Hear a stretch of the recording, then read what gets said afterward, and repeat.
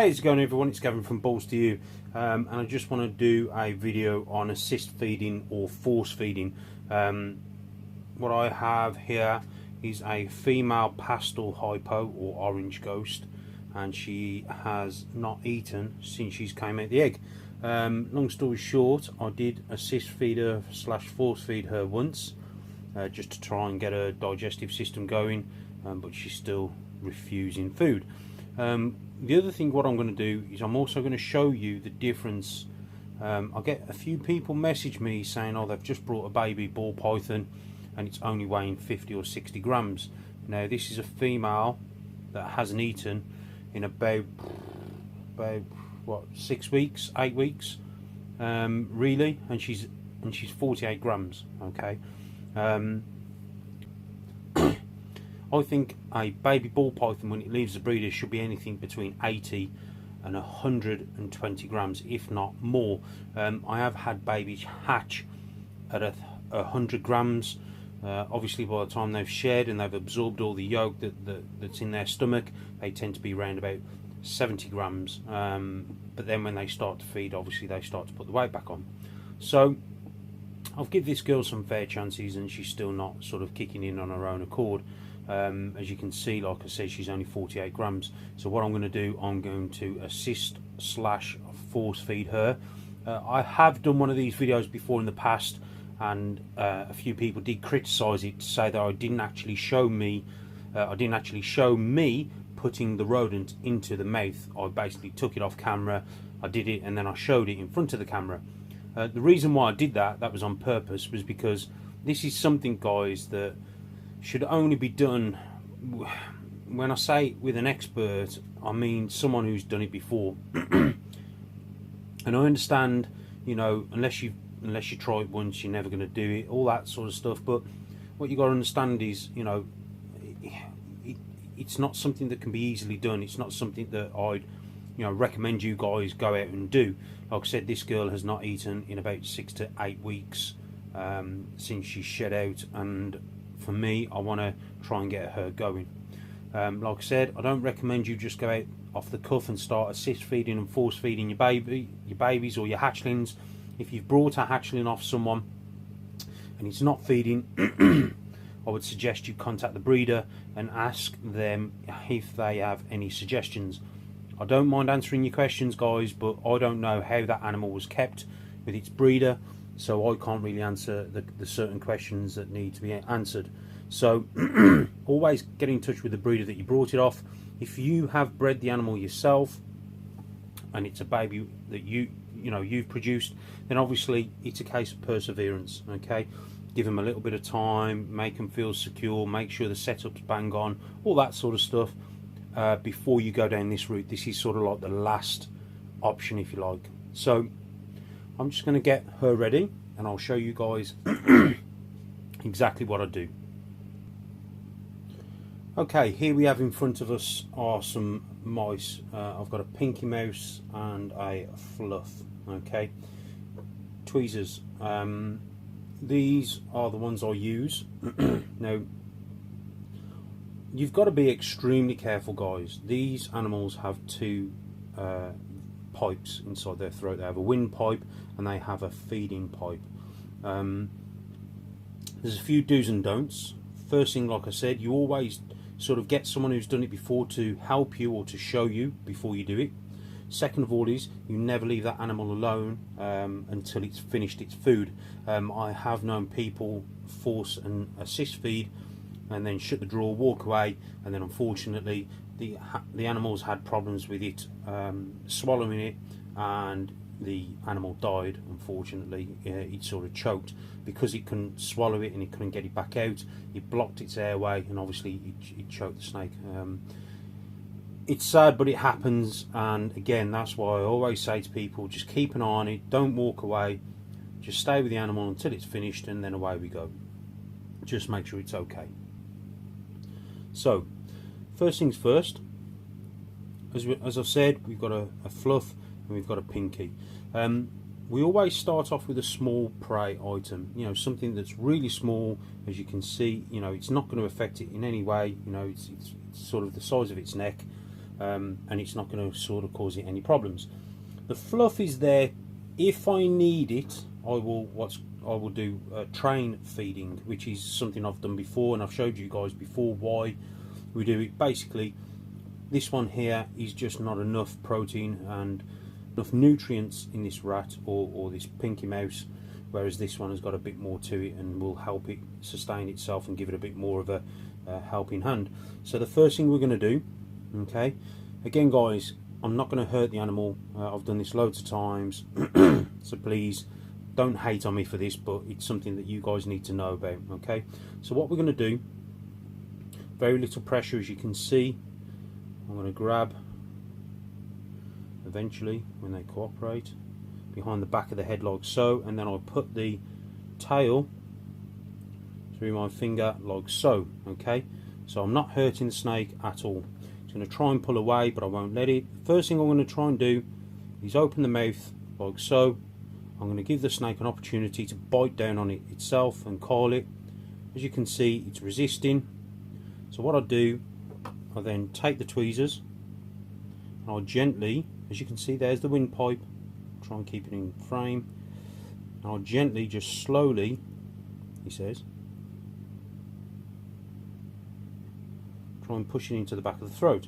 Now she may take this herself. So what I'm going to do, some people say to hold on to it, don't put it down. Some people say to put it down. So we'll try both.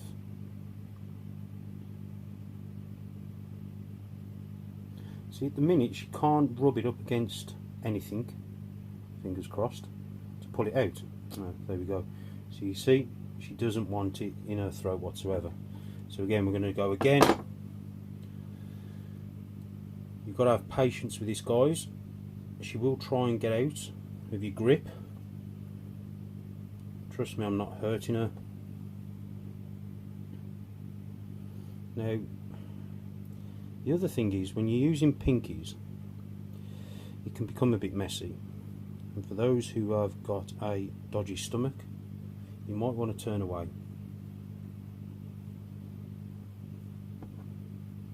Come on, sweetheart.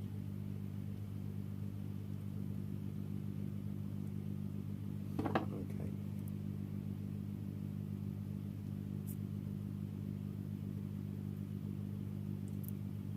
So what I'm doing, okay, I'm just gently pushing it into the back. Now I know how stubborn she is, okay, so what I'm going to do, I'm just going to force it into the back of the throat. Now bear in mind, they have muscles in the throat and she will try and regurgitate it or pull it back up.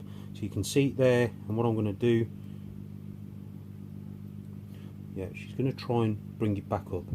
So I don't want her to do that. So what I'm going to do, I'm going to slowly but surely keep her mouth shut, gently. Again guys, this is all real gentle pressure, and just slowly work it somehow down the throat. Okay. Good girl. Come on. I need her to get these nutrition, or these proteins and fats into her stomach to help her with the digestive system. She's really putting up a fight. Come on, girl.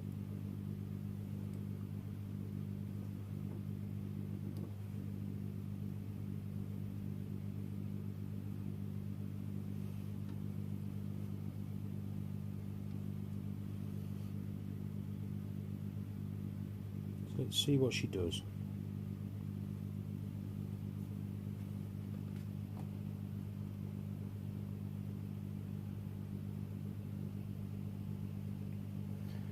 Okay, so it's in her throat now. She'll either do one of two things. She'll either throw it back up, or she'll push it down herself with the muscles that are in her neck. Okay. So at this stage it is just a waiting game.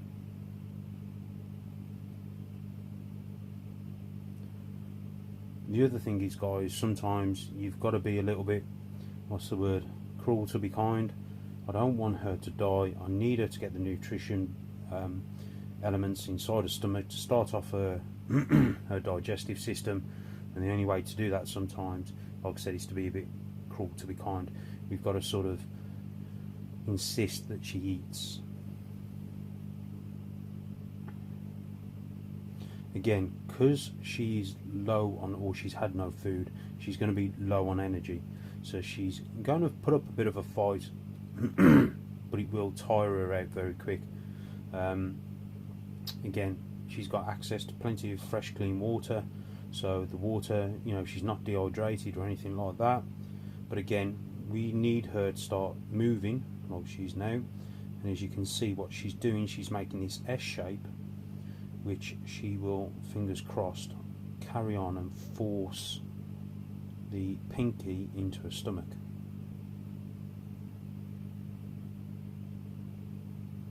There you go.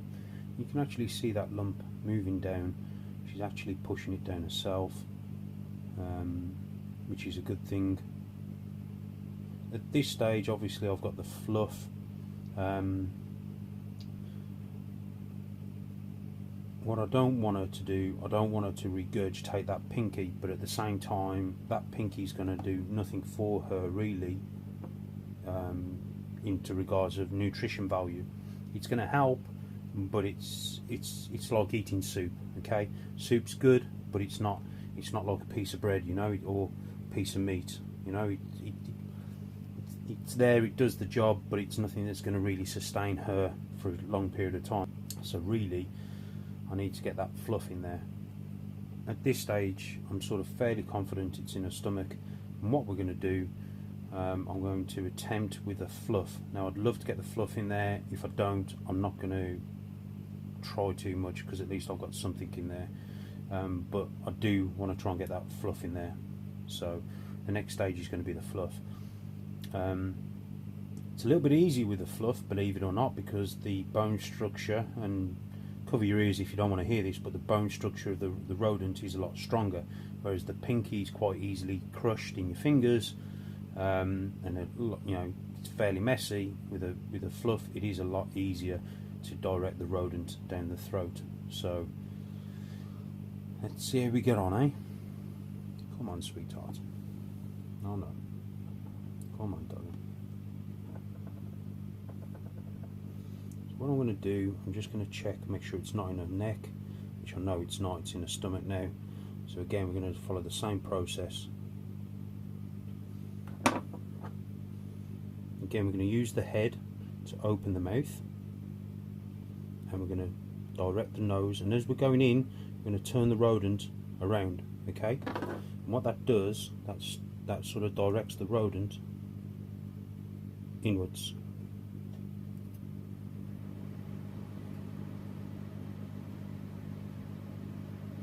Come on, darling, don't fight me. You've got to try and keep them as straight as possible with this, okay? Because their neck, you know, they have got strong muscles in the neck.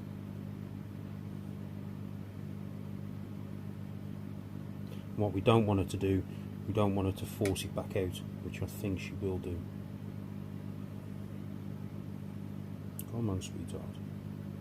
Come on, for daddy. Good girl. Okay.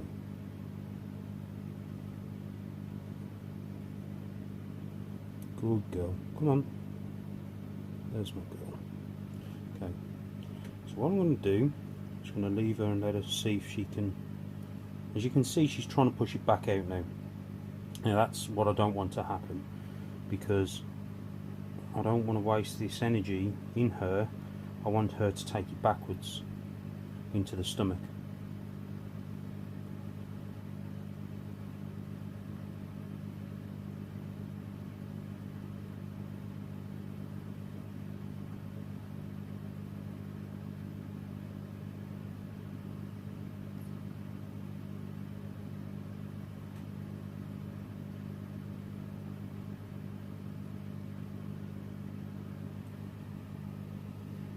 They tend to get to a stage when they realise they can't physically, you know, bring it back up.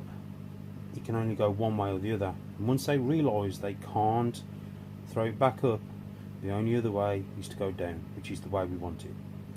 Now, this is obviously zapping a lot of her energy out of her. Now, bear in mind, she hasn't eaten, like I said, between 6 to 8 weeks. And for me, now is the point where I do intervene. I've tried live, I've tried all sorts of rodents.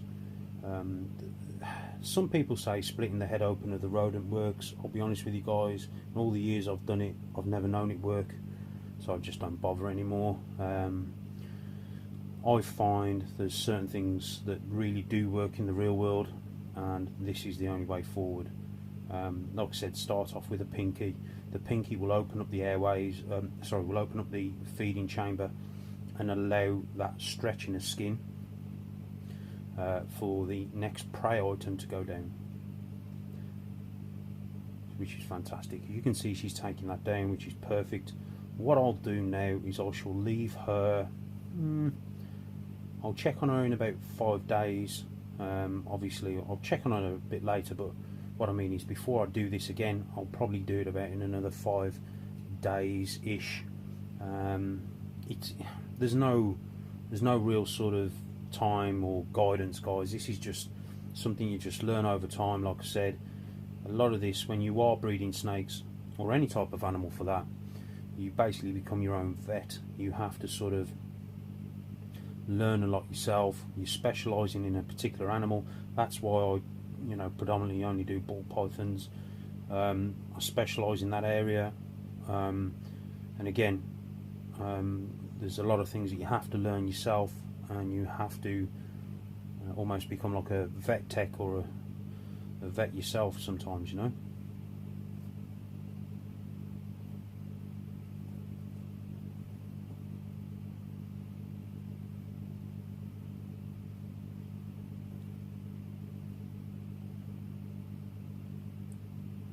you go, realigning the jaw. As you can see, guys, it looks a lot more horrific because I'm forcing something down her throat, but I want this girl to survive. I want this girl to live. I'm going to do my utmost best to keep her alive, and I feel it's my responsibility to try my best, and that's all I'm doing. As you can see, she's flicking her tongue. She's starting to move the rodent down. Again, guys, like I said, she's lost a lot of energy because she's not got the weight behind her to exert that energy, or to call upon the calories to use to burn up for the energy. So this is quite sort of, it does take a lot out of them, but it's, if you don't try, you don't know. And I'm one of these people where I'd rather try and fail and not to have tried at all.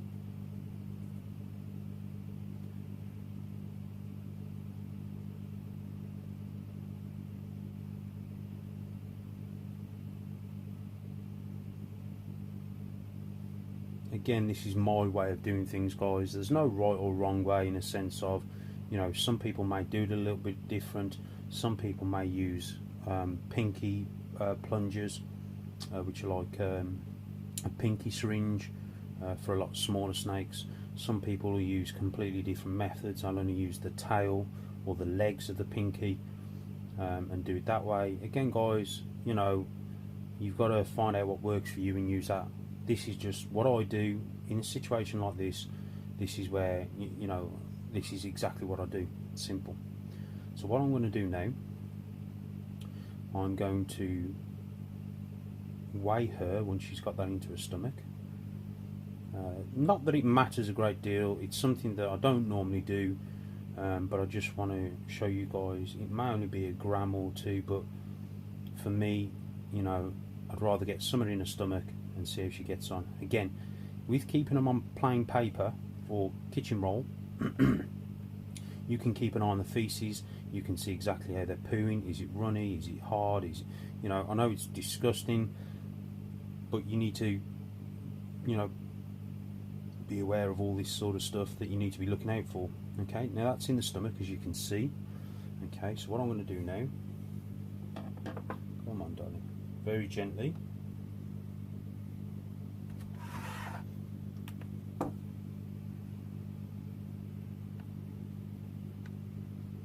as you can see, that's put on another 8 grams, okay, which is fantastic. So I'll leave her alone now. I'll put her away in a tub, and we'll leave her alone, and again we'll check on her a bit later, and I'll probably repeat the process in about 5 to 7 days. Okay, everyone, hope this helps. Please don't just go out there just ramming food down your snake's throats, please. This is something that you only do at lastminute.com. You know, you speak to the breeder that you got it off if you've brought a baby, and you make sure that you're doing everything correct that the breeder has advised you to do, and then go from there. All I can say is, if you've brought your snake off a person who's not willing to put the time and effort into you or to help you with your baby, then as far as I'm concerned, you brought your snake off the wrong person. Okay, there are good breeders out there, breeders who will help you, answer any emails, answer your calls, and help you and assist you in any problems that you may have. Okay, I hear so many horror stories of people buying snakes off certain breeders or people who say they're breeders, and they've just got no, dare I say, customer service skills, no customer service, after service, whatever, and I just think that's wrong personally. Okay, hope this has helped, guys. Hope you're all well. Got some interesting stuff coming very soon, so stay tuned. Again, guys, what I want you to do, please smash that subscribe button, hit the like button, and turn on the notification button. Trust me, I'm going to have some interesting videos coming soon, guys, and you don't want to miss out. Please feel free to put comments in the comment box below. I appreciate all your comments. I do try and read everyone's and reply back.